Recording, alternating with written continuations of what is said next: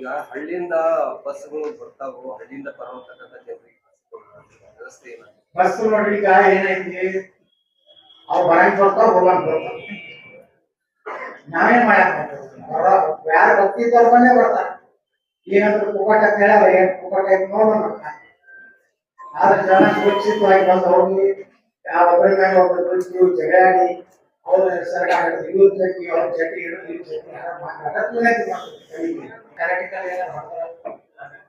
ಹಿಂದಿನಿಂದಲೂ ಕೂಡ ಸಿದ್ದೇಶ್ವರ ಜಾತ್ರೆ ಯಾಕೆ ಹೋಗಿಲ್ಲ ಅಂತ ನೋಡಿ ಮಾಡಂತ